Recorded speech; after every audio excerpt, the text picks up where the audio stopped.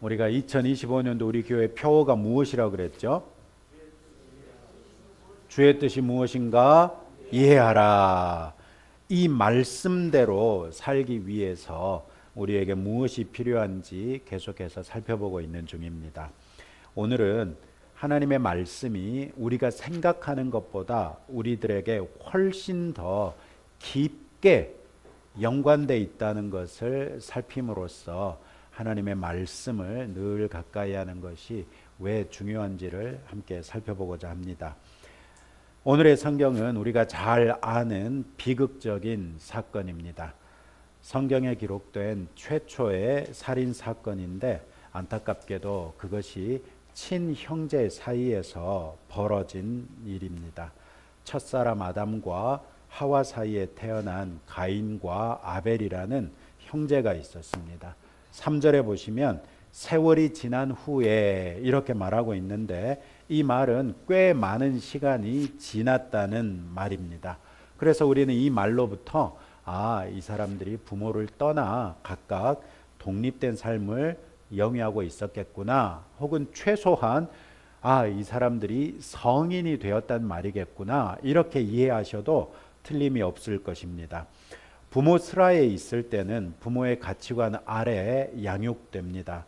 그러나 성인이 되고 나면 누구나 더 이상 부모의 가치관의 영향을 벗어나서 자기 스스로 그때까지 세워진 가치관에 따라 살게 됩니다.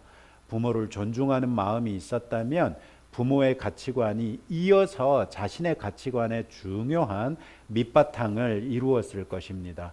그렇기 때문에 우리 그리스도인들은 교회에 자녀들이 나오는 것을 그렇게 중요하게 생각하는 것이지요. 우리가 여호와 하나님을 온전하게 믿는 믿음이 있은즉 우리 자녀들 역시 이 믿음 위에 자신의 삶을 쌓아 올리는 것이 복되다는 것을 믿기 때문이지요. 실제로 많은 자녀들이 부모의 믿음에 따라 믿음 위에 자신의 삶을 세우는 것을 볼 수 있는데 다 그런 것은 아니더라. 왜 그렇습니까? 성인이 되면서는 자기 머리가 튀어가지고 자기 소견에 오른 대로 살려고 하는 성향이 다 있더라는 것이죠.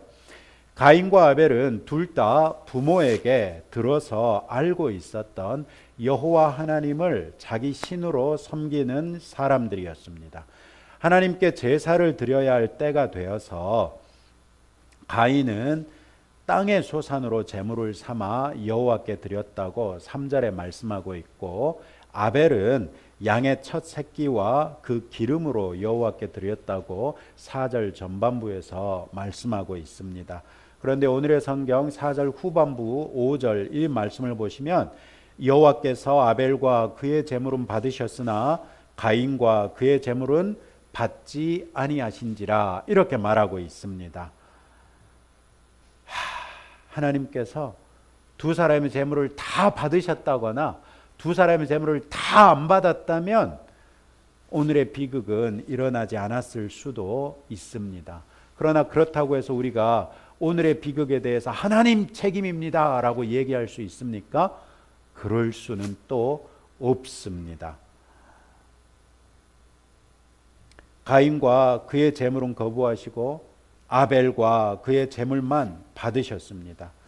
이 말씀은 물론 우리에게 적용해 보더라도 하나님께서 우리가 드리는 헌금에만 관심을 가지시는 것이 아니라 사실은 그 헌금을 드리는 사람들의 삶에 더 관심을 가지고 계시다는 사실을 가르쳐주는 성경입니다. 그렇기 때문에 성경에서는 굳이 가인과 그 제물, 아벨과 그 제물 이렇게 얘기해서 하나님께서 받으시는 것이 제물뿐만 아니라 우리들의 삶 역시도 하나님께서 받으시는구나 라는 것을 알게 해 주신 것이지요.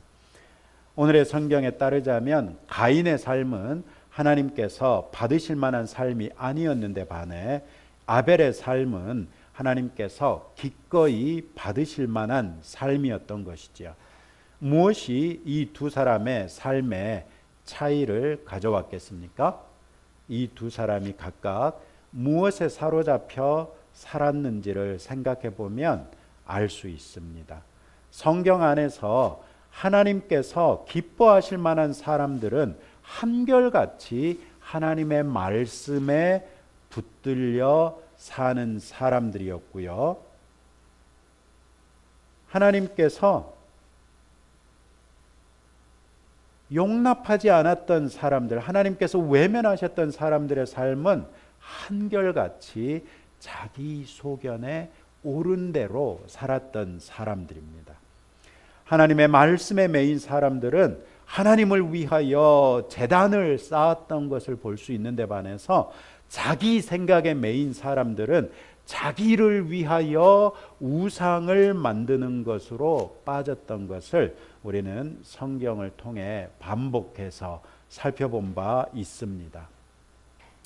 자기 생각에 매였던 가인은 하나님께서 자신을 거부하셨으나 동생은 용납하신 것을 보고 분이 여겨 하나님을 두려워하는 마음도 없이 동생을 죽이고 말았습니다. 첫사람 아담의 죄 역시 하나님의 말씀을 받았으나 자기 생각에 매인 사람들이어서 자기 생각대로 자기 아내의 생각을 따라 행했기 때문에 그 죄에 빠졌던 것을 볼 수 있습니다. 오늘날 우리 시대에도 결국은 두 가지밖에 없습니다. 하나님의 말씀에 매여서 살거나 자기 생각대로 살거나. 여러분들은 하나님의 말씀에 매여서 살고자 하십니까? 아니면 내 맘대로 살고자 하십니까? 성경 개론에 관한 수많은 책들을 보면 세계 역사를 하나님 나라 대 세속 나라의 역사로 정리합니다. 이런 관점에서 보면 세계 역사는 일관되게 세속화의 역사라고 할 수 있습니다. 이 세속화에는 크게 두 가지가 작용하는데요. 하나는 인간이 자기의 한계를 극복하기 위해서 과학기술 문명을 발달시키고 과학기술 문명을 발달시키다 보니 신의 역할에 대해서 인간이 새롭게 생각한다는 것입니다. 그래서 첫 번째는 신에 대해서 사람들이 어떻게 생각하느냐, 이것이 세속화의 결정적인 요인이 되고요. 다른 하나는 그렇게 됨에 따라서 자연스럽게 시민의식이라는 것이 또 발동하고 계속해서 변화되어 나가는데, 그 시민의식이 어떻게 변화되어 나가는가에 따라서 세속화가 훨씬 더 촉진되는 그런 과정을 볼 수 있습니다. 예를 들어 이렇습니다. 인류 문명이 미개한 때에는 인간은 다른 동물들에 비해서도 또 대자연 앞에서도 한없이 작은 존재에 지나지 않았습니다. 제가 최근에 이 유튜브에서 잠깐 봤던 짤인데요. 아프리카에 사파리가 있잖아요.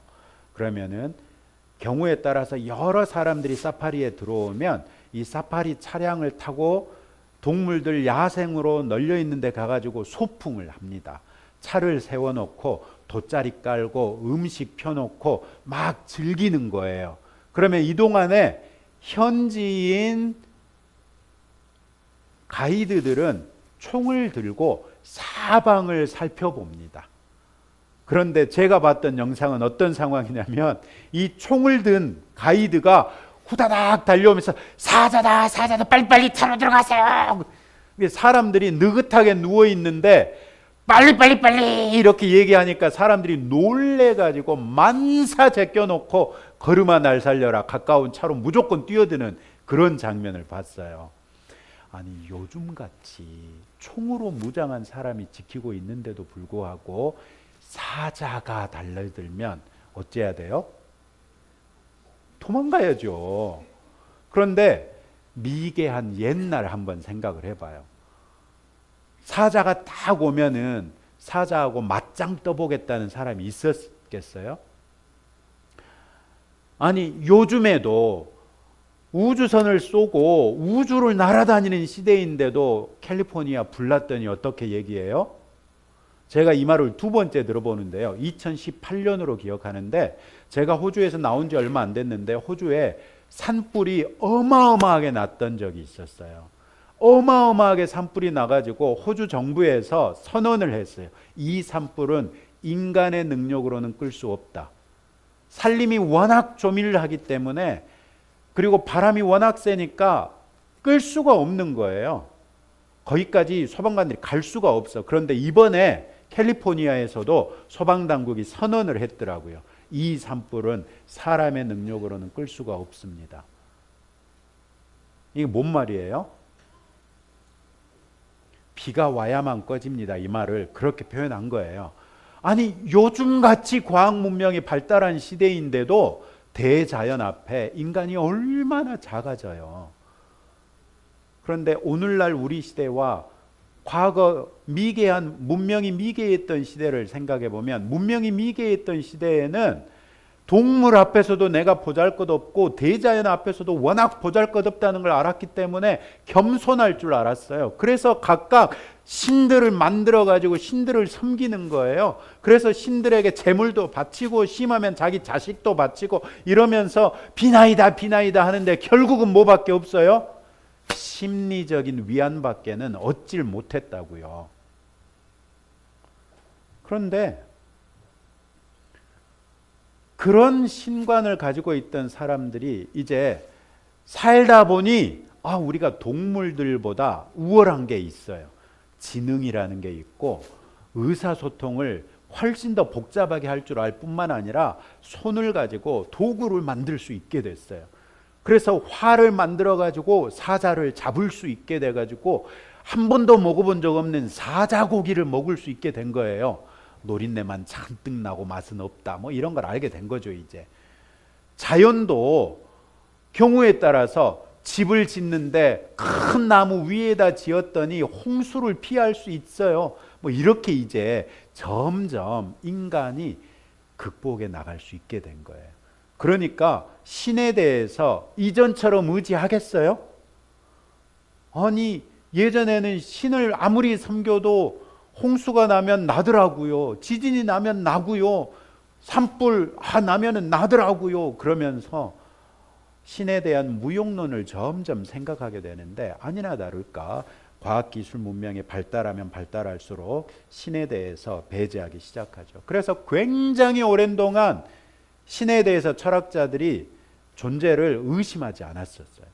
그래서 뭐 신이 어디 있느냐, 범신론, 어디에나 있다, 만유 가운데 신이 있다, 뭐 만물이, 이런 여러 가지로 신을 상정을 했었다고요. 그런데 과학기술 문명이 어느 정도 발달하고 나니까 이 사람들이 머리가 나름대로 커져가지고 이제 프리드리히 니체라는 사람이 어느 날 선언을 합니다. 신은 죽었다. 여지껏 신의 영향 하에 살았다면 이제부터는 신은 죽었으니까 인간이 인간의 운명에 대하여 주장할 수 있다, 이런 주장을 한 거예요. 그러더니 더 나가서 이제 사르트르라는 사람은 아예 신 존재 자체를 부인해버려요. 아니, 니체까지는 죽었다고 해 그나마 신의 존재는 인정하는 듯 했는데 사르트르에 이르러서는 무신론적 실존주의를 얘기하면서 신은 없다, 이렇게 얘기를 해버린단 말이죠. 그러니까 인류의 문명이 발달하면 발달할수록 신의 존재를 점점 더 부인하고 마침내 신은 없다라고 얘기하면, 그럼 오늘날 요즘에는 신에 대해서 뭐라고 얘기하냐?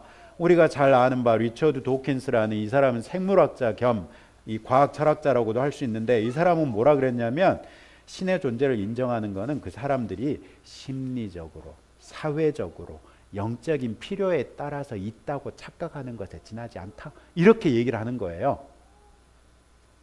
있단 말이에요, 없단 말이에요? 없단 말이에요. 없는 존재를 자기네들의 필요에 따라서 그냥 있다고 착각하고 사는 거다, 이렇게 얘기하는 게 요즘 시대가 돼버렸어요. 아니, 이런 말을 하고 있는데 종교가 버텨나겠느냐 말이에요. 그래서 인류 역사는 신에게 꽉 잡혀서 살다가 신으로부터 완벽한 자유를 추구하는 방향으로 계속해서 세속화되어가는 그런 역사예요. 우리나라도 마찬가지죠. 서구 사회도 마찬가지예요. 제가 1990년대 초에 미국 유학을 갔는데 그때 제가 유학했던 그 도시가 피츠버그라는 도시인데요. 이 도시는 철강 산업으로 유명했던 도시예요. 우리나라로 말하자면 포항제철 같은 US 스틸이라고 어마어마한 기업이 있었던 그런 지역이에요. 그래가지고 한때 대낮에 시커맸대요. 매연 때문에. 그리고 그 시커먼 연기 때문에 사람들이 대낮에 쓰러지고 막 난리가 아니었대요. 대리석으로 어마어마하게 아름다운 건물을 딱 지어놨는데 하얀 대리석에 매연이 낄 대로 껴가지고 완전히 시커매진 거예요. 수없이 많은 교회 건물들이 대리석으로 지어졌는데 시커매졌는데요. 청소를 할 돈이 없어가지고 시커먼 대로 내버려 두어요.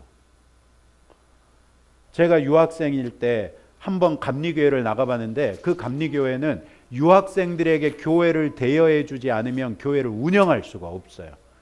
그래서 그 주에 딱 가서 봤더니 교회 건물이 대리석으로 아름답게 지어져 있어요. 12명. 할머니, 할아버지 12명 앉아서 예배를 드리고 있어요.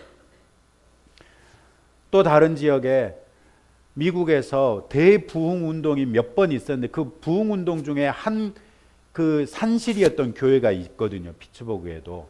그런데 그 교회도 한 20몇 명 이렇게 앉아가지고 있어요. 그럼 그 교회들이 어떻게 운영되냐? 사람들이 죽으면서 자기 재산을 교회에다 기부해요. 그럼 기부 받아가지고 그거 가지고 교회를 운영하고 있어요. 이런 교회가 돼버린 지 얼마나 오래됐는지 말이죠. 그게 90년대 초였는데 미국만 해도. 유럽에도 대표적인 세속화의 단면을 보여주는 얼마나 놀라운 일들이 있어요. 빼어나게 아름다운 건물이었어요. 여러분 그 교회를 지을 때 성도들이 얼마나 헌금했지 않았고 얼마나 기도하지 않았겠어요.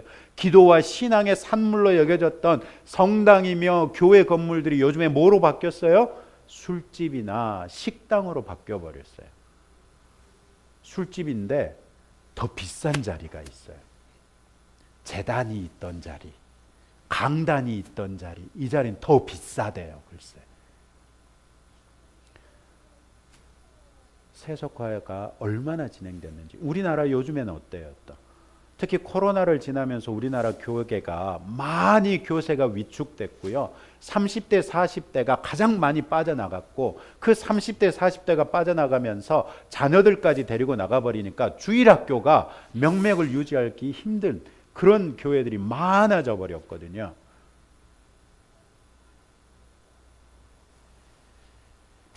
그런가 하면 또 이 세속화는 시민의식의 발전과도 긴밀하게 연관되어 있는 거예요. 까마득한 옛날에는 부족사회였기 때문에 공동체 중심으로 야 우리 식구들이 먹고 살려면 넌 가서 사냥해오고 너는 가서 물고기 잡아오고 너는 가서 농사 좀 지어 이렇게 해가지고 다 같이 수확해서 함께 나눠 먹었잖아요. 그래서 그때는 권력이랄 게 별로 없었어요. 그냥 생존을 위하여 부족 국가 혹은 C족이 함께 모여서 사는 그런 형태였다가 이제 부족 국가 형태가 딱 생기는데 국가가 왜 생겨요? 아니 우리 식구들끼리 따로 살았더니 도둑놈들이 와가지고 우리를 공격해. 그러니까 모여서 살면서 네가 우리를 좀 보호해줘. 네 힘 세잖아. 그래가지고 네가 우리를 보호해줘. 이러다 보니까 이제 나도 모르게 점점 모여서 국가 형태가 된 거예요. 이렇게 되면서 나중에는 국가에 대해서 나름대로 철학적인 고찰을 해야 되면서 왕권이 어디에서 나오냐? 아 이거는 신이 부여해 주신 것이다. 왕권 신수설. 왕권 신수설을 얘기하려고 하니까 또 다른 직업이 하나 생겨야 돼요. 뭐가 생겨야 돼요? 제사장. 왜요? 왕권을 하나님이 주셨는데 하나님께서 신이 왕에게 얘기를 해야 되지 않냐? 그래서 제사장 제도가 생기는 거예요. 우리 기독교에만 제사장이 있는 게 아니라 어느 종교나 제사장이 있는데 그렇게 해서 생긴 거거든요. 그런 시대를 살다가 이제 중세 때는 영지 중심으로 해가지고 강력한 봉건 이 군주들이 막 생겨요. 내가 땅이 좋은 데를 가지고 있어가지고 농사가 잘 돼. 그래서 농사를 거두면 그냥 어마어마한 곡식을 거두니까 우리 성으로 사람들이 점점 더 몰려와요. 사람들이 많으면 많을수록 더 부강해지는 성이 되니까 그 부자 성을 쥐고 있는 성주가 권력이 세지는 거예요. 이렇게 해가지고 왕권은 상대적으로 약화되고 봉건 체제가 강화된단 말이에요. 우리나라도 그랬잖아요. 고려 때 보면은 이 우리 드라마에서 많이 봐서 여러분은 드라마가 더 익숙하지 않겠어요? 태조 왕건, 자기를 도와서 나라를 세운 개국 공신들을 전부 다 치죠. 왜 쳐요? 왕권을 강화시키기 위해서. 그 전에는 각 지역의 토족 세력들이 훨씬 더 셌어. 그러니까 사병 철폐하고만 이래가지고 왕권을 강화시켜 주잖아요. 이러면서 왕은 하늘에서 내린다. 뭐 이렇게 이제 또 포장을 하는 거잖아요. 그런 시대를 살았다가 이제는 과학기술 문명이 발달하면서 그게 안 먹히는 때가 된 거예요. 그래서 왕권에 대한 절대적인 권력을 약화시키고 국민 주권 시대가 나오기 시작해요. 나라에 대해서도 사회계약서를 얘기하면서 국가는 결국은 공동이해 집단에 모여서 국가 형태로 만들어낸 거다. 그러면서 공동 형태로 모여가지고 치안과 외교와 국방에 대해서는 왕에게 정권을 주지만 나머지는 그냥 알아서 하는 거다. 이런 정도로 생각을 했단 말이에요. 그런데 이런 국민주권이 점점 더 발달한 것이 민주주의 제도라고 할 수 있고, 민주주의 제도 안에서 국민들의 시민의식이 더욱 고양돼 가지고 뭐까지 주장하냐면, 아니 국가가 예전에는 그 세 가지만 하면 됐는데 야 내가 세금 내는데 너 나한테 해준 게 뭐 있냐, 그래가지고 국가에게 복지를 요구하게 돼요. 그리고 야 내가 진짜 옛날에는 몰랐는데 왕이 너무한 거 아니냐 그러면서 인권에 대한 문제를 주장하기 시작을 해요. 그리고 세계적인 문제들, 기후나 환경에 관한 이런 문제들에 대해서까지 시민사회가 정부에 요구하면서 국가가 마땅히 그런 부분에까지 신경 쓰게 하는 거잖아요. 그러니까 결국 보면 이 시민의식이라는 것도 맨 처음에는 시민의식이랄 게 없었어요. 강력한 왕권 하에서도 시민의식이랄 게 없었어요. 그냥 이것 뺏기고 저것 뺏기고 세금 내고 겨우겨우 살면 됐다고요. 그런데 물질적으로 풍요한 시대가 되면서 사람들이 누리는 것이 늘어나게 되고, 누리는 것이 늘어날수록 시민의식이라는 것이 발생하면서 시민의 권리를 주장하게 됐고, 그것이 국가 권력에 대해서까지 주장하게 되면서 민주주의가 된 거예요. 그런데 이게 철학적으로 신을 쭉 배격해 오는 과정하고 시민의식이 변화되는 과정이 굉장히 밀접하게 맞물려 있어요. 그런 시대를 우리 교회가 지금 살아오고 있는 거예요. 그런데 오늘날 한국 교회에서는 말씀드린 것처럼 많은 사람들이 빠져나가고 있잖아요. 왜 이렇게 됐어요? 교회가 세속화에 발빨리 대응을 제대로 못했다는 것을 부인할 수 없어요. 그러나 동시에 성도들이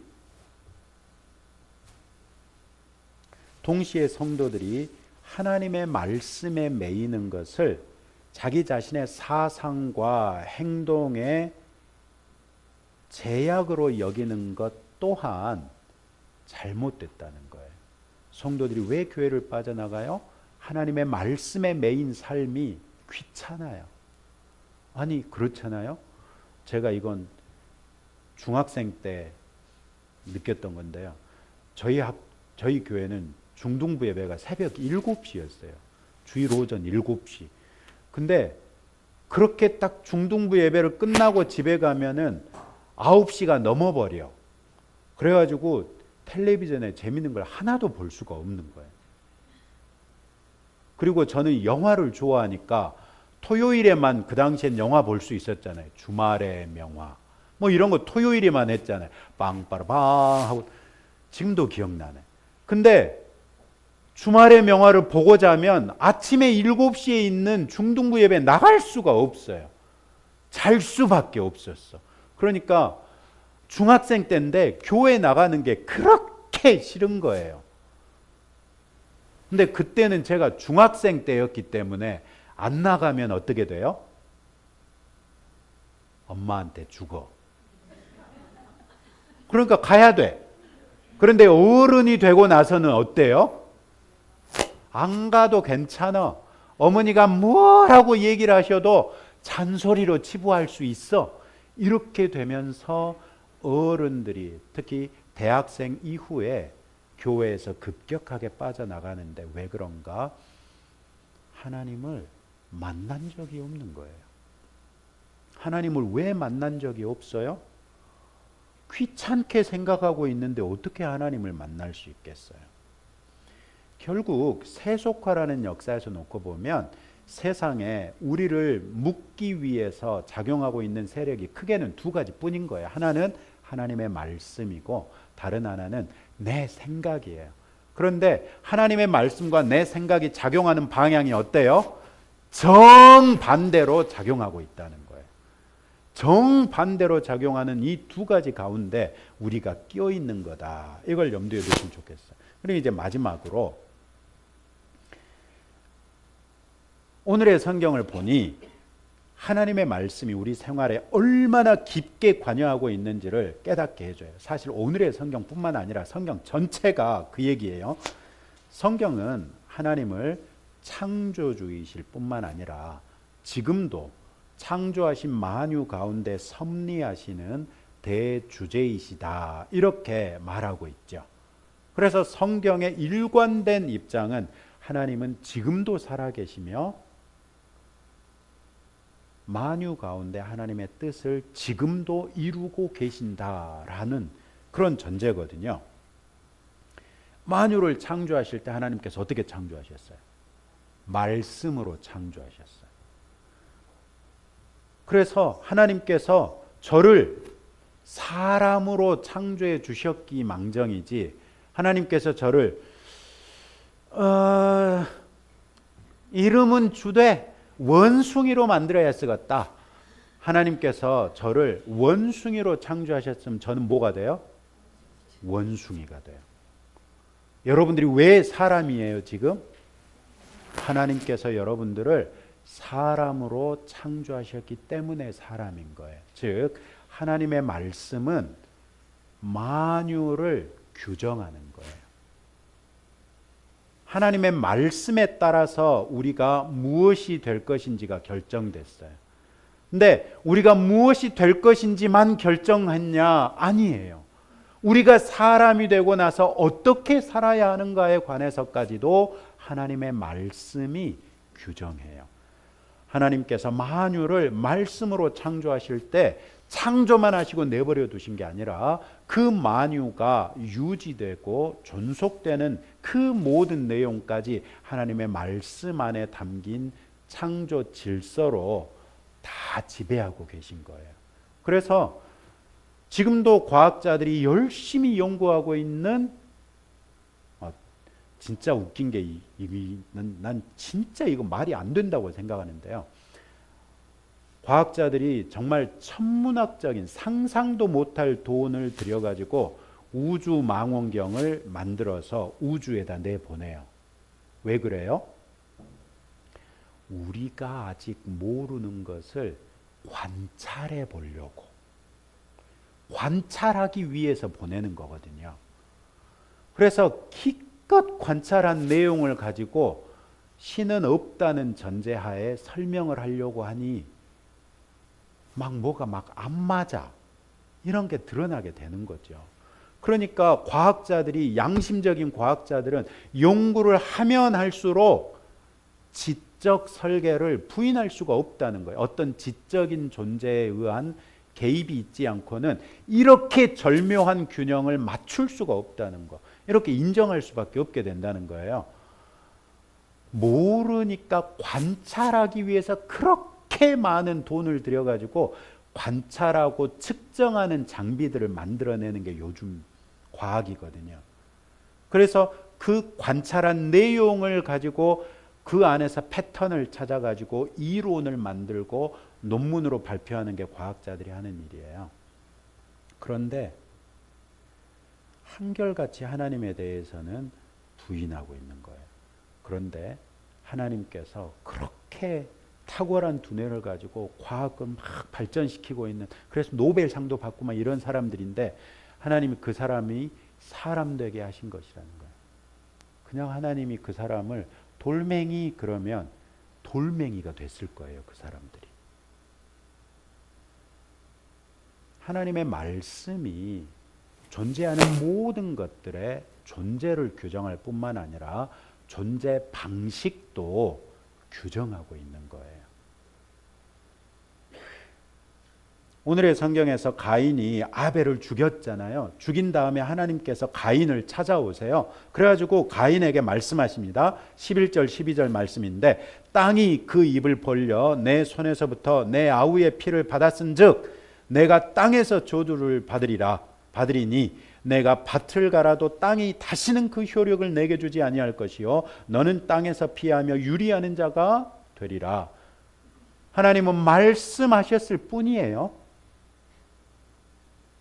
가인한테 야, 너 이제부터 백날 농사를 지어도 예전 같은 소출 택도 없어.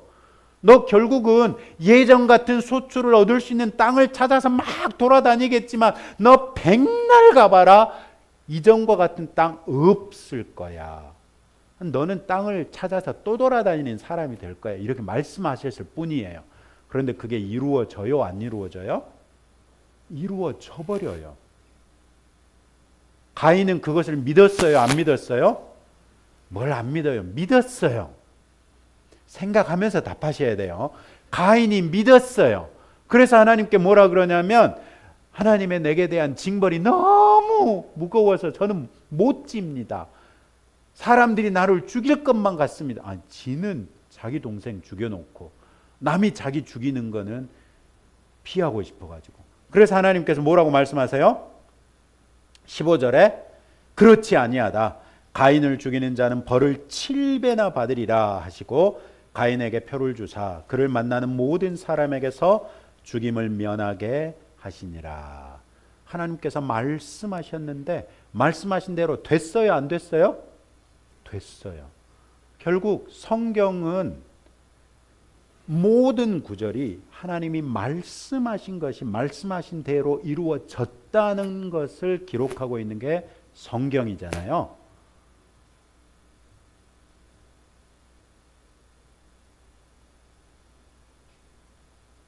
가인이 자기 생각대로 동생을 죽였는데 그 사실을 아시는 하나님께서 그에게 임하셔서 그의 죄를 깨닫게 하시더니 그에 상응하는 벌을 말씀으로 선포하셨는데 말씀하신 대로 이루어졌어요.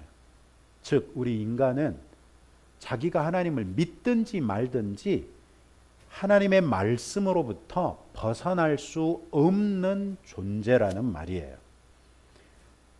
어쨌거나 하나님의 말씀에 매인 사람들인데 자기 생각대로 하면서 자신은 하나님의 말씀으로부터 벗어났다고 착각하고 살고 있는 것에 지나지 않아요.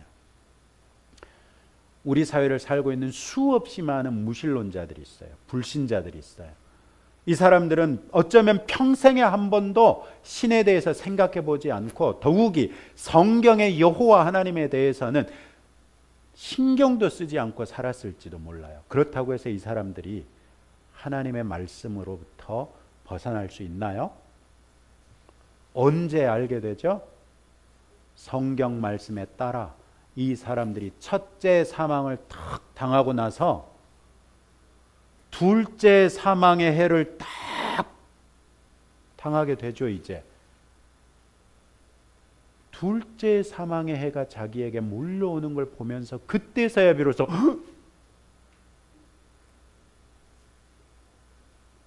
그게 다가 아니었다고? 뭐요 이거? 그때야 당황하면서 여호와 하나님이 정말로 계셨다는 것을 알게 될 거라는 거예요. 하나님의 존재를 인정하는 사람이든 인정하지 않는 사람이든 하나님의 말씀이 규정하는 존재가 되었을 뿐이고, 그 하나님의 말씀에 따라 사는 것이 하나님께서 그를 사람으로 창조하신 이유인 거예요.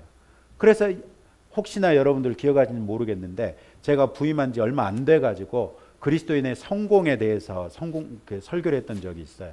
여러분, 그리스도인의 성공 그러면 우리는 성공 그러면 다 돈 잘 벌고 출세하고 이런 것만 성공으로 생각하기 쉬운데, 여러분, 하나님이 창조하신 만유를 놓고 각각에게 성공이 뭔지 한번 생각을 해보세요.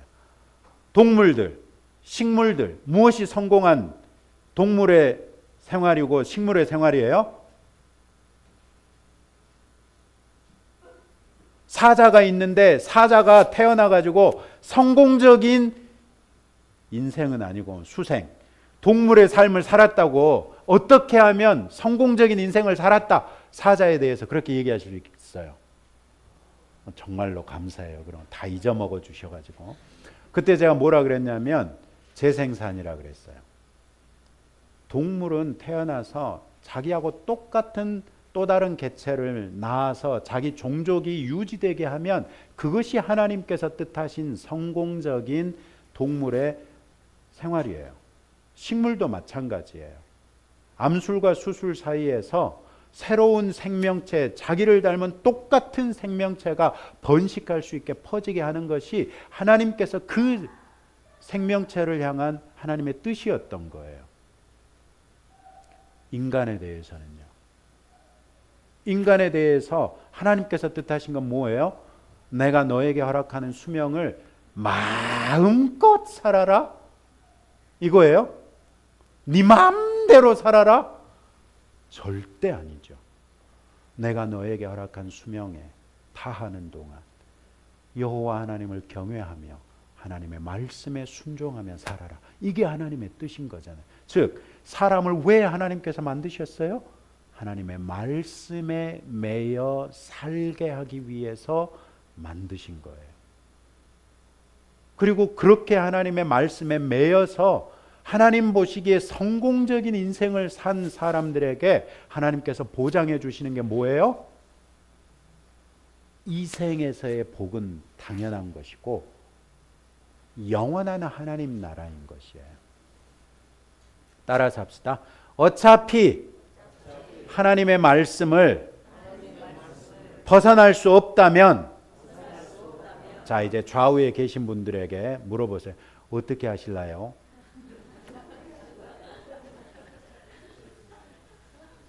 어차피 하나님의 말씀에서 벗어날 수 없는 인생이라는 걸 이제 알았잖아요. 그럼 어떻게 하시겠어요? 여기에서 여러분의 인생이 차이가 나요. 저는 중학생 때 깜지를 써보신 세대잖아요. 그죠? 깜지가 뭔지 모르는 분? 깜지란 그냥 숙제로 내주시는데 우리 때는 A4 용지는 없을 때고 16절지 B5 정도 되는 16절지가 있을 때인데 16절지 앞뒷면을 새까맣게 수학 문제를 풀거나 영어 단어를 쓰거나 문장을 쓰거나 해가지고 채워서 선생님한테 제출하는 거였어요. 어떻게 하셨어요, 여러분? 자, 나는 가장 많이 묶어본 볼펜이 몇 자루다?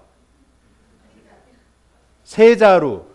세 자루 볼펜을 테이프로 묶어가지고 한꺼번에 돌리면 빨리 끝나요. 빨리 끝나요. 혹시 더 묶어보신 분 계세요? 저는 어떻게 했을 것 같아요?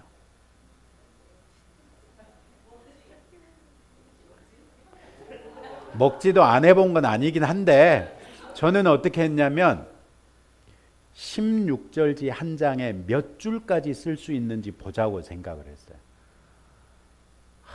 깜지를 쓰는 게 너무 재미가 없는 거예요. 근데 어차피 해야 되잖아요. 숙제니까. 그러면 하는데 재미라도 있어야 되겠더라고요. 그래서 재미를 한 장에 몇 줄까지 넣은가 보자.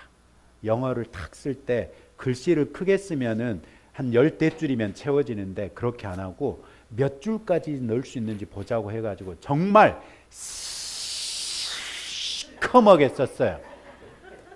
막 45줄, 45줄 놓고 나면 어떻게든지 한 줄 더 써보려고. 이런 게 이제 태도에서 차이가 나는 건데, 자, 다시 한번 질문합니다. 어차피 피할 수 없는 하나님의 말씀에 붙들린 삶이라면 여러분 어떻게 사시겠습니까? 적극적으로 말씀에 순종해버려. 적극적으로 말씀에 순종해버리면, 아니 성경에 기록되어 있는 거, 하나님은 거짓말을 못하시니까 성경에 기록되어 있는 건 최소한 보장된 거 아니에요. 아멘? 성경에 기록된 보장된 것만이라도 내가 다 경험해 보겠다 하는 이런 마음으로 살면 안 될까요, 우리? 안 되시겠어요? 안 되는 분들이 계신 것 같네. 저는 어차피 우리가 하나님의 말씀으로부터 벗어날 수 없는 존재예요. 아무리 수고하고 애를 써도 다 허사예요. 그런 헛고생하지 말고 애초에 벗어날 수 없는 것이니까 더 적극적으로 하나님의 말씀에 매여서 사는 성도들이 되시기 바라요. 이게 체념이라면 체념일 수 있고요, 포기라면 포기일 수 있는데, 이게 체념이 아니고 포기가 아닌 게 언제 드러나느냐면, 우리가 하나님 나라에 들어가게 됐을 때 하나님께서 옛다 네 몫이다 하고 우리에게 퍼주시는 상급을 볼 때, 난 그때 그 포기하는 마음으로 했는데, 난 그 체념하는 마음으로 했는데, 포기나 체념이 아니라 하나님의 말씀에 적극적으로 순응하는 삶이 최선의 선택이었다는 것이 그때 판가름 날 거예요. 저는 우리 오치 예양교회 성도들을 천국에서 만날 수 있기를 바라요. 근데 여러분들을 그냥 만나는 게 아니라 천국에서 여러분들을 만나는데, 천국에서 여러분들을 만날 때 여러분들의 집이 적어도 우리 집보단 좋으면 좋겠어요. 천국에서 여러분들을 만날 때 내가 천국에서 살고 있는 집보다 우리 성도 여러분들이 천국에서 사시는 집이 더 좋으면 좋겠어요. 왜 그럴까요? 안 그러면 여러분이 우리 집에 와갖고 우리 마누라 괴롭게 할 거 아니야. 저는 천국에서도 여러분들 집을 신방하고 다니면서 하나님께 영광 돌리고 함께 찬양하고 그렇게 살고 싶은 사람이에요. 아멘들을 안 하시네. 천국에서도 제 집보다 더 좋은 집에서 사시기 바랍니다. 아멘 하신 분들에게는 그렇게 될 것으로 믿습니다. 기도합시다. 하나님 아버지, 하나님이 창조주이신 한 모든 피조물이 하나님의 말씀을 벗어날 수 없다는 것을 깨달았습니다. 우리가 아무리 어떻게 해도 하나님의 말씀을 벗어날 수 없다면 오히려 하나님의 말씀에 적극적으로 순종하며 살기를 선택하는 지혜로운 성도가 되기 원합니다. 체념이 아니고 포기가 아닙니다. 우리의 인격적인 결단입니다. 하나님을 더욱 사랑하여 하나님의 말씀에 적극적으로 순종하는 성도 되게 하옵소서.